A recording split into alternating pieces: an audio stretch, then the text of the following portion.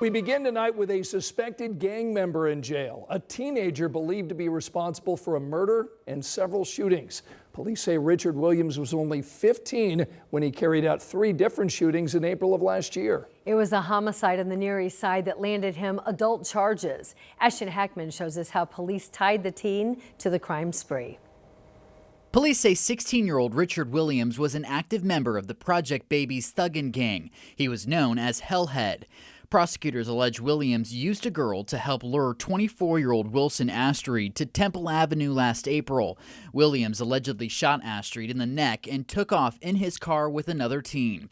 Police would find the car, and security pics they say shows Williams and the other teen ditching the car. Detectives also found these surveillance pictures from the night before the shooting. They say it shows Williams at the house where the shooting happened. Williams was arrested about a week later when police say he shot a man at this gas station at 25th and Sherman. When police caught him, they say he was wearing the same head wrap as the suspect in the Temple Avenue shooting. Astreed survived the shooting but died in August from gunshot wound complications. Before he died, detectives say he picked Williams out of a photo lineup.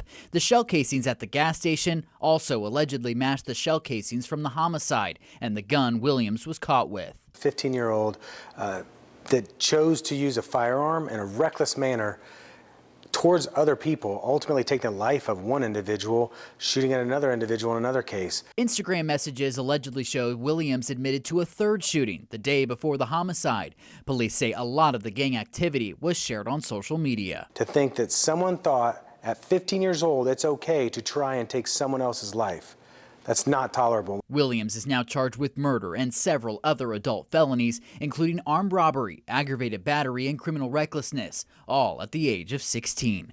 In Indianapolis, Ashton Hackman, 13 News. He's now being held without bond. He made his initial court appearance this morning and is scheduled back in court coming up in June. Tonight at 6, a man accused of stabbing one of his co-workers at a U.S. Postal Service facility is now facing formal charges. Now, according to the court records, Mark Cork Jr. is charged with aggravated battery. In these court documents, witnesses told detectives it all started when 20-year-old Darius Riggs confronted Cork for how he was talking to another co-worker. The witness said Riggs punched Cork several times before Cork pulled a pocket knife and began stabbing Riggs. Riggs' family told us he still has a long road to recovery. Today, lawyers for Richard Allen are requesting oral arguments in their appeal of his conviction for the Delphi murders. Abby Williams and Libby German were murdered in February of 2017. It was 2024 that Allen was convicted and then sentenced to 130 years for their murders. But now his attorneys say they had evidence that he was innocent and that they were blocked from showing that in the proceedings. And now they want to argue their case in person before the 3-judge appeals court panel. We have new questions tonight about the future of marijuana laws here in the state of Indiana after the federal government moved to declassify the drug. Today, Governor Mike Braun was asked where Indiana stands as that shift at the federal level could now open the door to broader changes across the nation. Our State House reporter Emily Longnecker tonight tells us what the governor had to say. Well, Governor Braun said whatever conversations take place about the possibility of legalizing cannabis here in Indiana would involve law enforcement. As he's talked about in the past, the governor referenced the 4 states surrounding Indiana, all of which have legalized marijuana in some way, either for medicinal purposes or for both medical and recreational use. The reclassification of cannabis at the federal level could now open the door for legislatures in states where marijuana is not legal to now consider a change. Past legislative sessions have included proposed legislation to legalize marijuana, but those bills have rarely received hearings.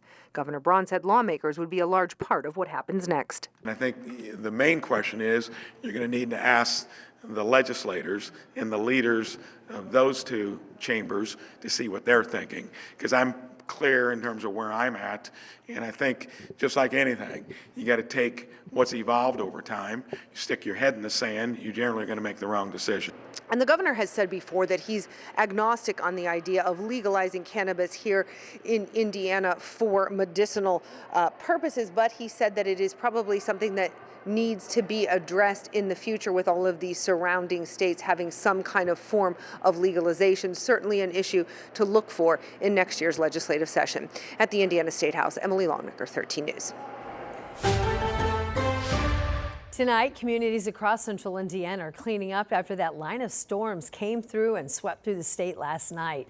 We saw damage like this in Johnson County. Also, some schools in Greenwood today went to e-learning because there were power outages and damage that were blocking some of the roads. Angela and Sean were up late last night covering the severe weather, and we're learning a couple of tornadoes touched down near Mooresville, right? Yes, 2 near Mooresville and then a 3rd in the far southern part of our area in Jackson County, just northwest of Seymour. That was in Cortland, and that was with EF1 damage. The 2 in northern Morgan County, just to the southeast of Mooresville.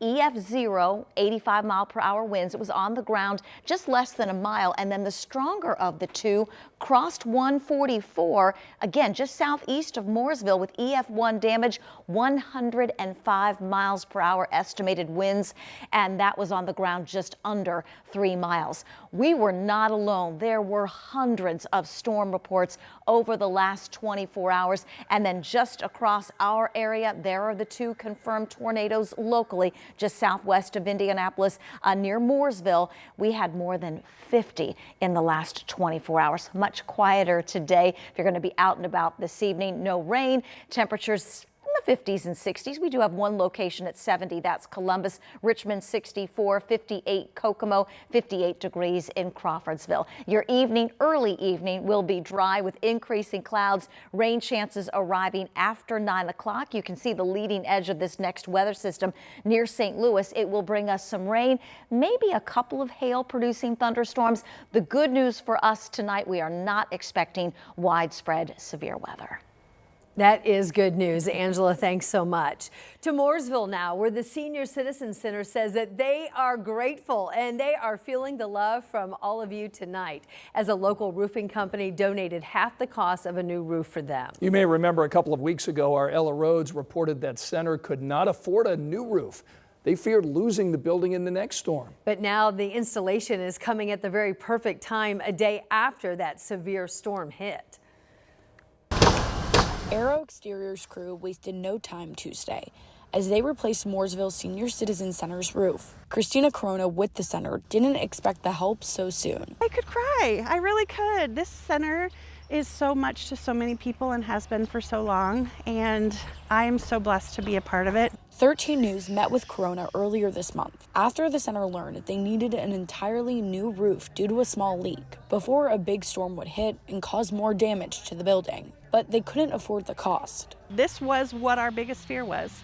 We knew that the way the shingles were on the roof, that they were going to come up and they were going to come up in patches, and we weren't going to be able to do anything to take care of that. Monday night storm pulled off large sections of the roof and flipped over the awning, debris dangling, the welcome sign in a bush, and a mud-covered door. The front and backyard of the center are littered with pieces of the roof like the shingles that were blown off in the storm. Aero Exteriors saved the day and the center at just the right time and already scheduled the work for Tuesday, the morning after the storm. Aero donated all the labor and 50% of the cost. God led me the direction to say yes and was able to have the opportunities to do that.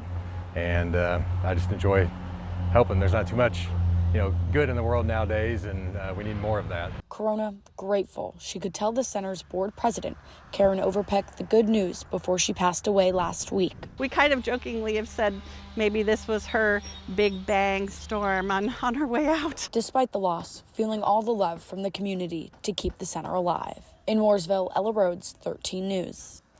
Crews plan to finish the new roof yet this week, and senior citizens in the community can then come back and return to this area that they treasure so much.